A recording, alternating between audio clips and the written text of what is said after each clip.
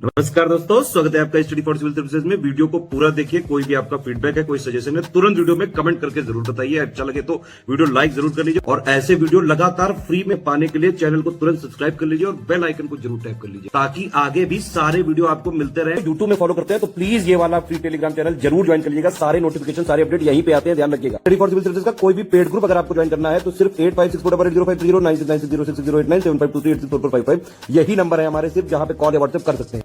Instagram पे हमारा page जरूर फॉलो कर लीजिएगा, स्टडी फॉर सिविल .सर्विसेज है।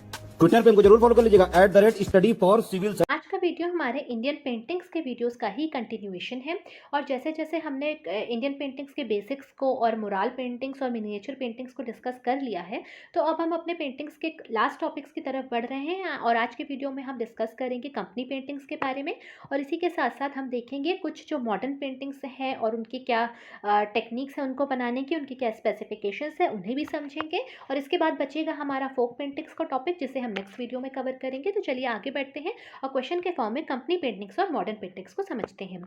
हमारा क्वेश्चन कह रहा है, discuss features of company paintings and modern paintings of India. Bharat की कंपनी पेंटिंग और आधुनिक पेंटिंग की विशेषताओं पर चर्चा करें।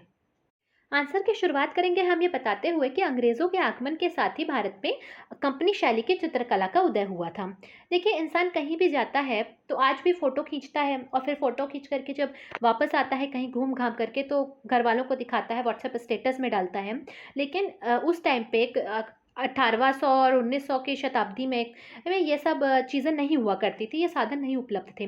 तो जब अंग्रेज़ जो अफ़सर थे या जो कंपनी में काम करने वाले लोग थे, वो भारत में काम किया करते थे और लौट कर वापस ब्रिटेन जाया करते थे, तो वो दिखाना चाहते थे कि इंडिया में कैसी उनकी लाइफ़स्टाइल है और जो ब्रिटिशर्स किस तरह इंडिया पर राज कर रहे हैं। तो इन सब को दिखाने का उनके पास क्या साधन था? तब कैमरा तो हुआ नहीं करता था। तो उन्होंने पेंटिंग का इजाद किया। उन्होंने कंपनी स्टाइल में पेंटिंग बनवाना शुरू किया, जिसमें कि ये दर्शाया जा सकता था कि किस तरीके से ब्रिटिशर्स इंडिया पे राज कर रहे हैं और अंग्रेज़ों का यहाँ का लाइफ स्टाइल क्या है, इंडिया का बाज़ार कैसा है, इंडिया का आर्ट कल्चर कैसा है। मतलब वो अपने देश जा करके अपने लोगों को अपनी जीवन शैली और इंडिया का कल्चर ये सब बताना चाहते थे। तो इसी के साथ शुरुआत होती है ब्रिटिशर्स पेंटिंग की, यानी कि कंपनी पेंटिंग की, ब्रिटिशर्स और यूरोपियन इन्फ्लुएंस वाली पेंटिंग की। और ये पेंटिंग्स जो हुआ करती थी, ये पूरी तरीके से यूरोपियन पेंटिंग नहीं हुआ करती थी। इनमें हुआ करता था यूरोपियन एलिमेंट या यूरोपीय शैली से थोड़े से यूरोपीय तत्वों से प्रभावित हुआ करती थी। और इनमें राजपूत, मुगल और बहुत सारे स्टाइल्स जो हुआ करते थे उनका मिक्सचर होता था। पहला स्टेट या पहला जगह कौन सी थी जहाँ पे कंपनी पेंटिंग की शुरुआत हुई थी? तो वो था तंजौर जिला, मद्रास प्रेसिडेंसी का। और उसी के बाद से यहाँ पे धीरे धीरे भारत में कलकत्ता, फिर चेन्नई, दिल्ली, वाराणसी, पटना, तंजावुर, इसमें धीरे धीरे करके कंपनी पेंटिंग डेवलप होती चली गई।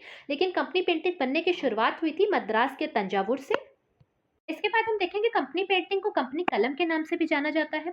और कंपनी पेंटिंग्स को बनाने के लिए ब्रिटिशर्स ने बॉम्बे, कलकत्ता और मद्रास में स्कूल भी बनाए थे। तो वो इंडियंस को ट्रेन किया करते थे, जिससे कि वो ब्रिटिश स्टाइल की या यूरोपियन स्टाइल की पेंटिंग्स बना सकें और इस पेंटिंग को लेकर के वो वापस ब्रिटेन जा सकें और अपने लोगों को दिखा सकें कि इंडिया कैसा है, हमारा लाइफस्टाइल इंडिया में कैसा है, एट्सेट्रा।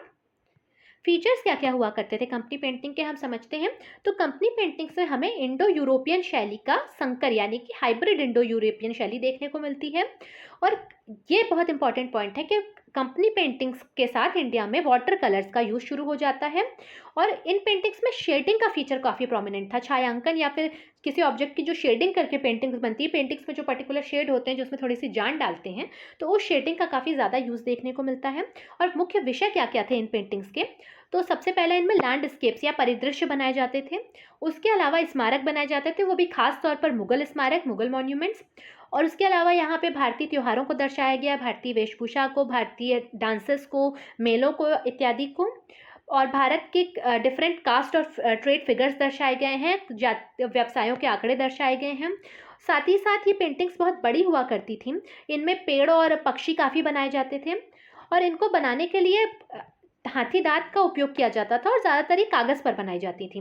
और एक ये भी काफ़ी इंपॉर्टेंट याद रखने वाला पॉइंट है कि अंग्रेज़ों ने पोर्टफोलियो सिस्टम या एल्बम सिस्टम की शुरुआत की गई थी।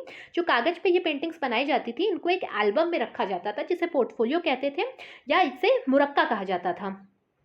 तो मुरक्का वर्ड भी याद रखना है आपको कि मुरक्का की शुरुआत अंग्रेज़ों ने करी थी इंडिया में। और कंपनी स्टाइल पेंटिंग के काफ़ी फेमस पेंटर्स जो हैं उनमें से कुछ नाम है सेवक राम, ईश्वरी प्रसाद और गुलाम अली। ये काफ़ी फेमस पेंटर्स हैं कंपनी स्कूल के। तो इसी के साथ हमारे कंपनी स्कूल कंप्लीट होता है। फिर उसके बाद हम कंपनी स्कूल का ही थोड़ा सा एक्सटेंशन समझेंगे, यह है बाजार पेंटिंग। बाजार पेंटिंग जैसे नाम से ही समझ में आ रहा है कि इसमें बाजारों के दृश्य दिखाए गए थे। भारत का जो बाजार हुआ करता था उनको बनाया जाता था इस पेंटिंग में। लेकिन इन पेंटिंग पर रोमन और ग्रीशियन इन्फ्लुएंस हुआ करता था। रोमन और ग्रीसियन प्रभाव से प्रभावित हुआ करती थी ये पेंटिंग्स। और इनमें यूरोपीय बैकग्राउंड दिखाया जाता था। बैकग्राउंड कैसा होता था इन पेंटिंग्स का? यूरोपियन बैकग्राउंड होता था। और बाजार इसमें भारतीय होते थे और इसमें भारतीय प्रभाव नहीं था, ये पूरी तरीके से यूरोपियन इन्फ्लुएंस वाली थी, लेकिन इनमें इंडियन मार्केट दिखाया जाता था और ये किसी भी तरीके के भारतीय प्रभाव से दूर होती थी। और ये ज़्यादातर किन इलाकों में देखने को मिलती हैं बाजार पेंटिंग? तो ये बंगाल और बिहार के इलाकों में देखी जाती हैं। और इन पेंटिंग्स में रिलीजियस थीम्स भी देखने को मिलते हैं। बाजार के थीम्स के साथ साथ रिलीजियस थीम्स भी देखने को मिलते हैं। और मोस्ट इंपॉर्टेंट पॉइंट याद रखने वाला है कि बाजार पेंटिंग में भगवान गणेश का चित्र बनाना प्रतिबंधित था। बाजार पेंटिंग के जो पेंटर्स थे वो भगवान गणेश का चित्र नहीं बनाया करते थे। बाजार पेंटिंग में आपको भगवान गणेश का चित्र नहीं देखने को मिलेगा। तो देखिए ये बाजार पेंटिंग दिखाई गई है। ये पूरा बैकग्राउंड जो आपको देखने को मिलता है ये पूरा यूरोपियन बैकग्राउंड देखने को मिलता है, लेकिन ये मार्केट जो है ये इंडिया का मार्केट दिखाने की कोशिश की गई है। उसके बाद हम आते हैं मॉडर्न पेंटिंग्स पर। हम मॉडर्न पेंटिंग्स को डिस्कस करें उससे पहले मैं आपको इन्फॉर्मेशन देना चाहती हूँ कि स्टडी फॉर सिविल सर्विसेज के पेड ग्रुप से स्टार्ट है यूपीपीएससीएस 2022 प्रीलिम्स और मेंस के लिए। आप नीचे दिए गए नंबर पर कॉल करके जानकारी ले सकते हैं इन पेड ग्रुप्स की। इन सारे लेक्चर्स की पीडीएफ आपको इन पेड ग्रुप्स में मिल जाएगी। साथ ही साथ आपको सारा सिलेबस कवर किया जाएगा पीडीएफ देख करके। यहाँ पे आपको 1-to-1 गाइडेंस के साथ मेंस आंसर राइटिंग प्रैक्टिस कराई जाएगी। आपके आंसर्स को रिव्यू किया जाएगा, आपकी क्यूरीज को सॉल्व किया जाएगा।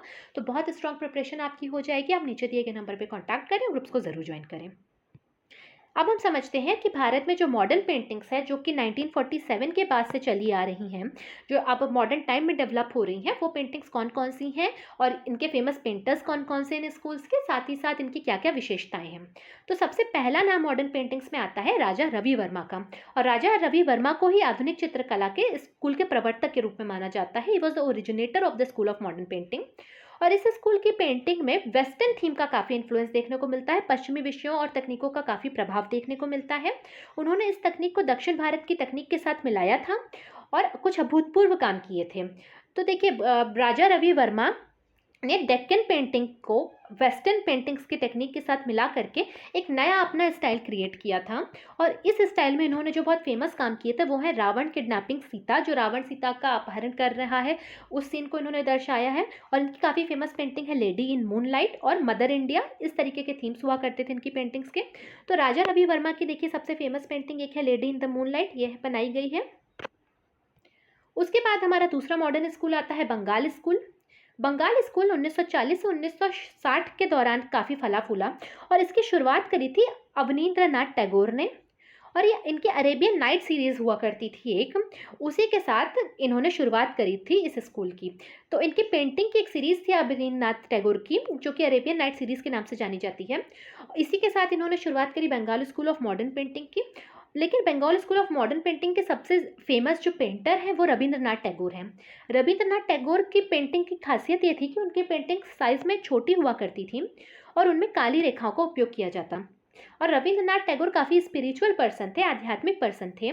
तो इनकी पेंटिंग्स में उनकी वो स्पिरिचुअलिटी जो है वो साफ एकदम दिखाई पड़ती है। ये देखिए बंगाल स्कूल ऑफ पेंटिंग का ये एग्जाम्पल हमें देखने को मिल रहा है। ये देखिए सीता माता देखने को मिल रही हैं, ये एक और स्पिरिचुअल फिगर देखने को मिल रहा है।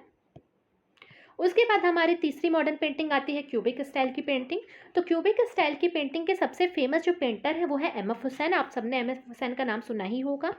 और एम एफ हुसैन की एक पेंटिंग की सीरीज़ है जिसका नाम है पर्सोनिफिकेशन ऑफ रोमांस। रोमांस का व्यक्तित्व नाम की इन्होंने एक श्रृंखला बनाई है। और क्यूबिक स्टाइल पेंटिंग का जो मेन थीम होता है वो है ब्रोकन ऑब्जेक्ट्स को रिजेंबल करना। कोई भी एक ब्रोकन ऑब्जेक्ट्स हैं उनके कोनों को तलाशना, उन्हें रिजेंबल करना एक मतलब मीनिंगफुल मैनर में। तो और ये शैली पूरी तरीके से यूरोपीय प्रभाव से प्रेरित है।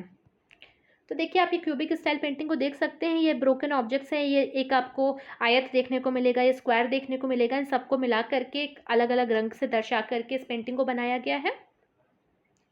इसके बाद 1947 के बाद से एक पेंटर्स का नया ग्रुप आता है जिनमें काफ़ी प्रोग्रेसिव और बोल्ड थीम की पेंटिंग्स बनानी शुरू करी, और फ्रांसिस न्यूटन को माना जाता है इस ग्रुप का फाउंडर, और एस.एच. रज़ा इस ग्रुप के काफ़ी इंपॉर्टेंट पेंटर हैं, काफ़ी इस प्रोग्रेसिव ग्रुप के। तो ये एक लास्ट एक पैराग्राफ बता के हम अपने आंसर को कंक्लूड कर रहे हैं। इसको आपको थोड़ा सा मेमोराइज करना पड़ेगा।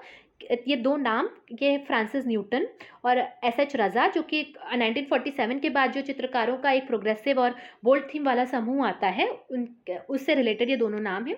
इसी के साथ हमारी कंपनी पेंटिंग्स और मॉडर्न पेंटिंग्स का टॉपिक कंप्लीट होता है। अब हमारा एक टॉपिक बचा हुआ है जो कि है फोक पेंटिंग्स। तो अगले वीडियो में हम फोक पेंटिंग को डिस्कस करेंगे, फिर उसके बाद हमारा इंडियन पेंटिंग्स का टॉपिक पूरी तरह कंप्लीट हो जाएगा।